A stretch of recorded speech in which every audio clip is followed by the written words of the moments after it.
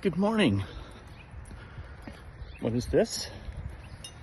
This is my tribute t-shirt to Taylor Hawkins, the late drummer of the Foo Fighters. Little story about Taylor Hawkins. He lived in the neighborhood. We'd see him, not all the time, but occasionally as he would go to the grocery store and various different places. Super cool guy. Always had, shorts and a t-shirt on, and he had a Rush sticker on the back window of his little pickup truck. He had an older, I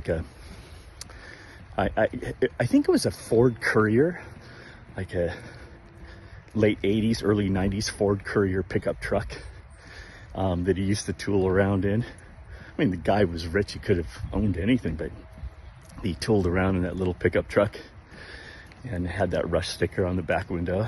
Super cool. But I had a chance to meet him in person. My neighbor across the street at the time, this was probably back in 2003 or 4 or 5, somewhere around in there. My neighbor was an excellent bass player. He went to the Bass Institute of Technology and was just one of those guys that was an amazing bass player, but gave up music to focus on a family. So that was just kind of the way his life went.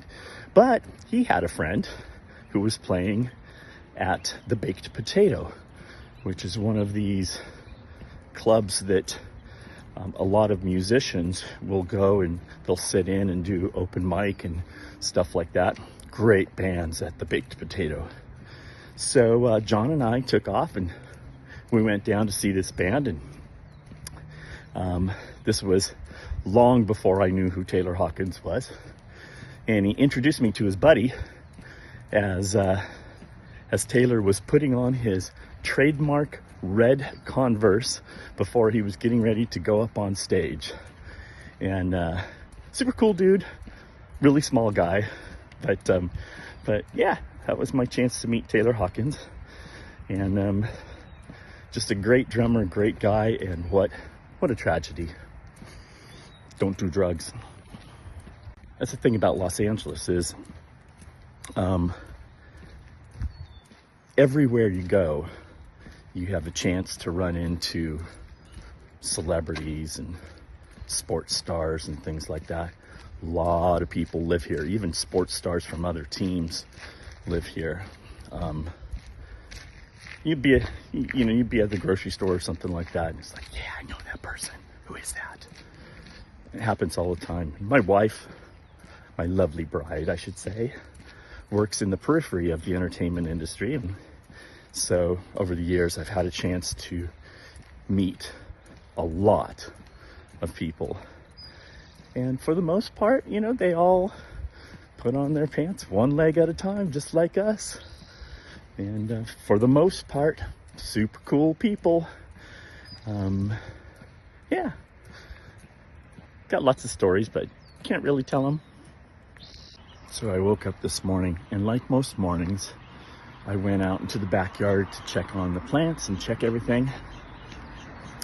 There was a small hole that was dug at the base of my longan tree.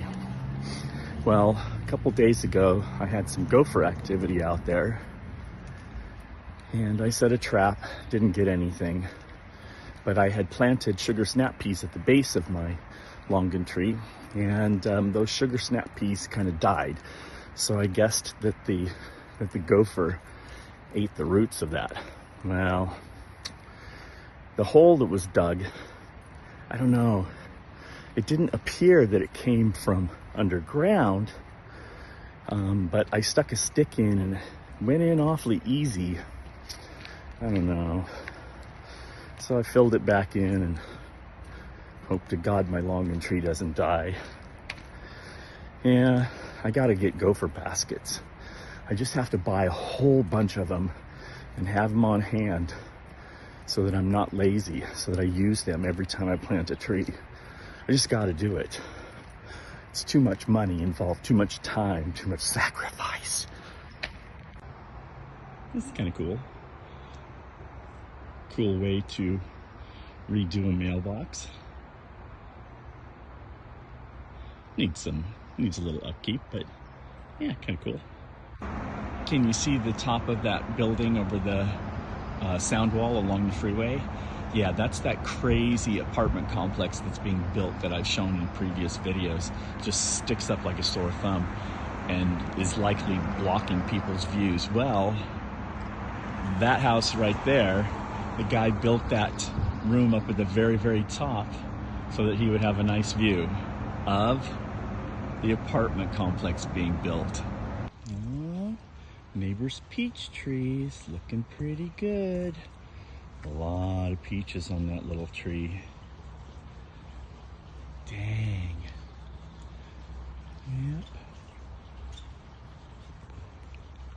Look at how their variegated lemons are coming in. Isn't that great? Beautiful tree. I've showed this yard many times, but it's always fun to take a look and see what's going on.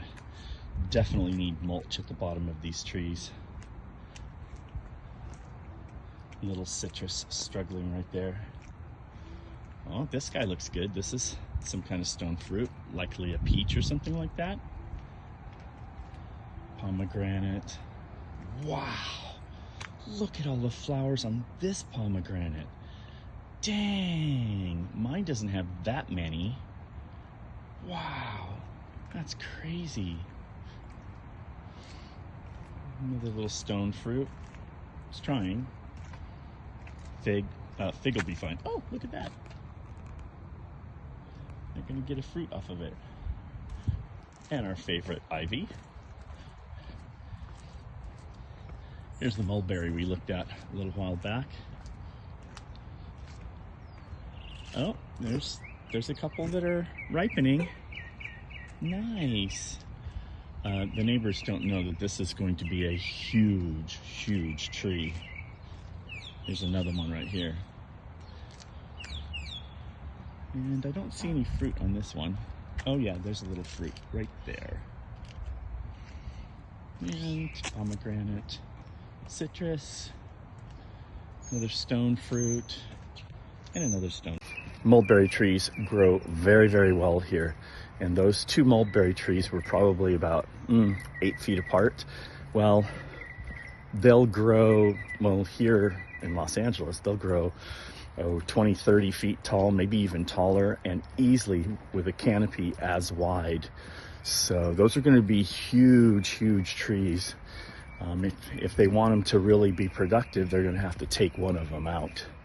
But, you know, that's kind of what I'm doing in my backyard as well. Hey, what's this? Oh, looks like palm fruit.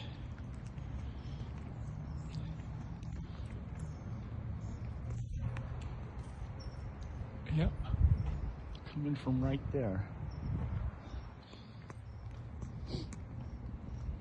Palm fruit is edible, but it has a huge seed and it's not really all that palatable.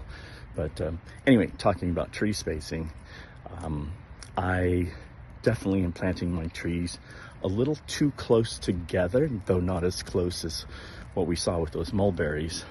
The idea that I want to do is I want to create this canopy where they all help each other. Trees, they go through a process called transpiration, where they will transpire moisture into the air. So if you have a lot of plants planted together, it will increase the humidity around the plants. This is a little trick that you can do for indoor house plants in the winter when it's normally pretty dry because of furnace heat and space heaters and things like that. If you put all of your house plants together in one spot, then they'll feed off each other as far as the humidity is concerned. It'll raise the humidity in that general area. So that's what I'm trying to do outdoors. Create a little microclimate. Not to mention the fact that the soil underneath a canopy like that would stay moist a lot better and a lot easier than it would if the sun was baking down on it all day long, which is what I currently have. It's a process. I've got a lot of space. I've got to put a lot of stuff in there. And I didn't have enough foresight to plant support species early enough in the year. So I'm a little behind the curve. We are officially in a new neighborhood, and look at the first thing that I see. A beautiful pineapple guava hedge. I absolutely guarantee that the people who live here don't eat the fruit, nor eat the flower petals, but I'm going to right now. So this is an example of how important sunlight is. See how many flowers there are on this side of the neatly trimmed pineapple guava hedge. And we come to this side and it's not trimmed at all. And there's almost no flowers, barely, just a few. That's the difference that sunshine can make.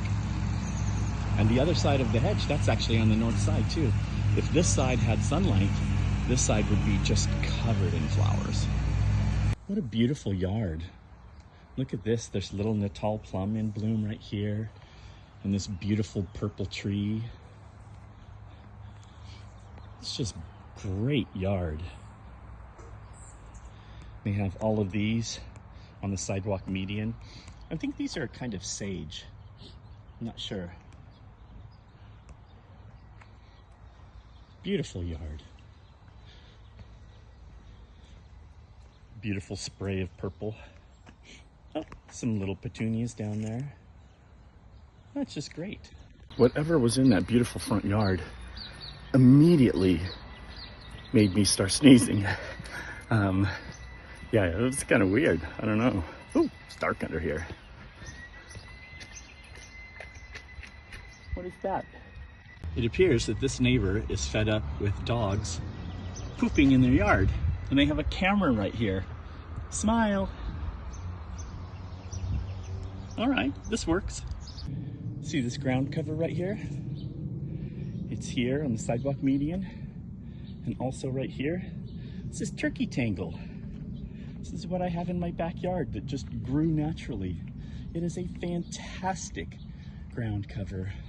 Oh, hi tree, that's an unusual tree. Oh, I wonder what that is. Yeah, turkey tangle is awesome. Look at that. Once the sun comes out a little bit, this will be covered in bees. It's super hardy too. You can walk on it. Super drought resistant. Just an amazing ground cover. Highly recommended. It's also called frog fruit some places, but I just refer to it as turkey tangle because that sounds kind of cool. Doesn't this look like a little creature right here? Isn't that great? See this stream running down the road? This stream runs constantly all year round, and it's obviously very mineral laden. That's probably iron that makes it look like that.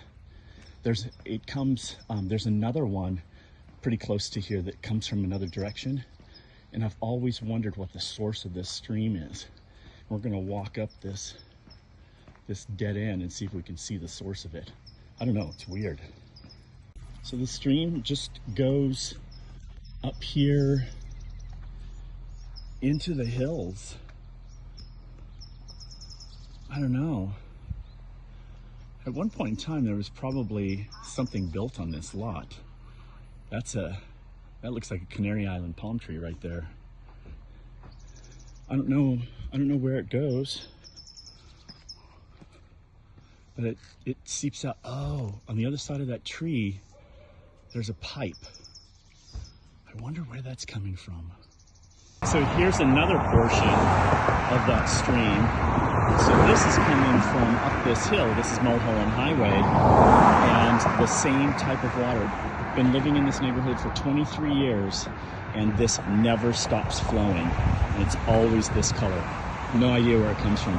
I'm thinking that up underneath that hill up there is a city water pipe, a rusty iron pipe that has given away, and this is what we get. Look at this great persimmon tree. At least I'm pretty sure it's a persimmon. It looks like it. There's the unripe fruit. Wow, this is a great tree. Oh yeah, I'm sure it is, because look, they have foil down there so that the rodents don't get up in the tree and take the fruit. This is the first persimmon tree I've seen in the neighborhood, and it is loaded. I have to remember that. I'll want to come back in the late fall, early winter and see if those guys are ripe. I'd love to snag one off the tree. That'd be great. I don't have a persimmon tree, and I've thought about it. I like some persimmons, not all. I have a black sapote tree, which is in the persimmon family.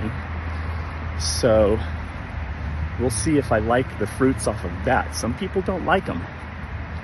But persimmons can be, there's two types of persimmons. There's one that, the Hachia cultivar, those you have to wait until they're almost overripe before you can eat them. Otherwise, they're astringent. And then there's the other one, which, I think it's called the Fuyu. I'm not 100% positive. But those are not astringent, and you can actually eat them when they're still kind of crunchy. Those are the ones that I like. My favorite is the coffee cake variety, and I guess they have to be pollinated by another one, and the chocolate variety is a good pollinator. So I'd have to have two trees. Either that, or I'd have to graft one onto the other. But no matter how you slice and dice it, that would probably be a long time before I'd get fruit. And I'm very impatient. I want fruit right now. One of my favorite little gardens. This looks to be maybe a donut peach, based on the way they look. Got a great little fig tree down here, citrus, mulberry, and kind of the same thing. If these mulberry trees take off, they'll just tower over everything else. But you could probably cut them and keep them in shape. Personally, the flowers are great, but personally, I'd grow grapes up that, or passion fruit. They've got a whole bunch of fruit trees up there. And there's pomegranate up there. Very nice. These are jacaranda trees, kind of a Los Angeles staple. Beautiful trees. Not as many blooms this year as in previous years, but they sure do make a mess when the blooms fall off.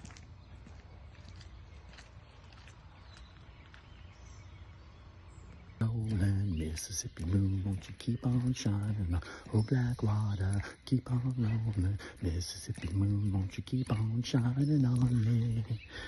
Yeah, keep on shining your light. Gonna make everything, yeah. I'm a bad boy. I think I overdid it a little bit today. I'm already over 4 miles with some serious hills. I went up and down a couple of the steepest hills in my neighborhood this morning, and I didn't eat breakfast. I was a bad boy. All I've had are a few pineapple guava petals, flower petals, and a couple loquats. Oh well, I'll just have to take it nice and slow and easy getting home. I'm coming up to the very last hill, so thanks for coming along with me. Everybody have a great day and be good humans, okay?